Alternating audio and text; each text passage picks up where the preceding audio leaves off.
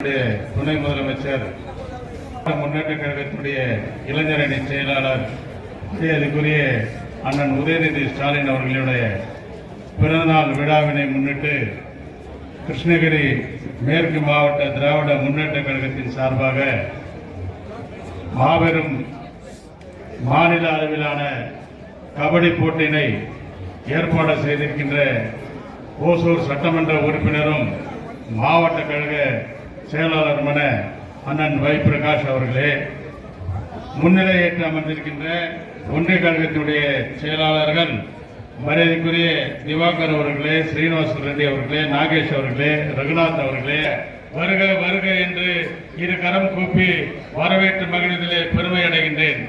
காரணம், இன்றைக்கு திராவிட மாடல் ஆட்சி அண்ணன் மாண்புமிகு முதலமைச்சர் அவர்கள் பொறுப்பேற்ற பிறகு இன்றைக்கு தமிழகத்திலே அனைத்து துறைகளிலும் நம்பர் 1 மாநிலமாக இன்றைக்கு நம்முடைய மாண்புமிகு முதலமைச்சர் அவர்கள் மாற்றி வந்து கொண்டிருக்கின்றார்.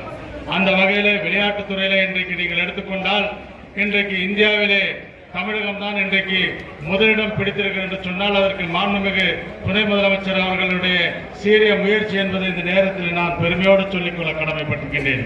காரணம், நீங்கள் பார்த்தீங்கன்னா இன்றைக்கு நம்முடைய கொரோனா காலத்தில் கூட இந்தியாவிலே யாரும் செஸ் போட்டி நடத்த முன்வராத காலத்திலே நம்முடைய மாண்புமிகு முதலமைச்சர் அவர்கள் உலக செஸ் சாம்பியன்ஷிப் போட்டி மாமல்லபுரத்திலே நடத்தி நம்முடைய தமிழகத்தினுடைய தன்மானத்தை, இந்தியாவுடைய தன்மானத்தை காத்தவர் தான் நம்முடைய மாண்புமிகு முதலமைச்சர் அவர்கள் என்பதை இங்கே இருக்கின்றவர்கள் அத்தனை பேருக்கும் தெரியும்.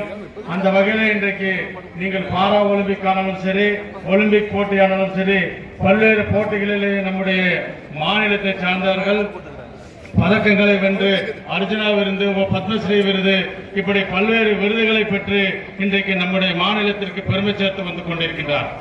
அதே போல இன்றைக்கு பாத்தீங்கன்னா நம்முடைய ஓசூரில் இருக்கின்ற நித்யஸ்ரீ சிவன் என்கின்ற மாணவி கூட பாரா ஒலிம்பிக் போட்டியில கலந்து கொண்டு இன்றைக்கு வெண்கல பரிசு வென்று அவருக்கு அர்ஜுனா விருது இன்றைக்கு இந்திய அரசு வழங்கி இருக்கிறது சொன்னால் அதற்கு நம்முடைய மாநிலத்தினுடைய துணை முதலமைச்சரும் சரி, நம்முடைய மாநிலத்தினுடைய முதலமைச்சரும் சரி, நம்முடைய இந்த விளையாட்டு போட்டிகளை ஊக்குவிக்கின்ற காரணத்தினால், வழிநடத்துகின்ற காரணத்தினால் இன்றைக்கு நம்முடைய மாநிலம் முன்னிலை மாநிலமாக விளங்கிக் கொண்டிருக்கின்றது.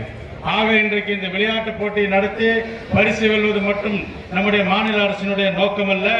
இந்த விளையாட்டு போட்டியிலே ஈடுபடுகின்ற பொழுது இங்கே மாணவர்களானாலும் சரி, பெண் பிள்ளைகளானாலும் சரி, அவர்கள் ஈடுபடுகின்ற பொழுது அவர்களுடைய ஒழுக்கங்கள் இங்கே ஒருமுகப்படுத்தப்படுகின்றது. கண்டிப்பாக ஒரு ஒழுக்க முறை அவர்களுக்கு வருகின்றது.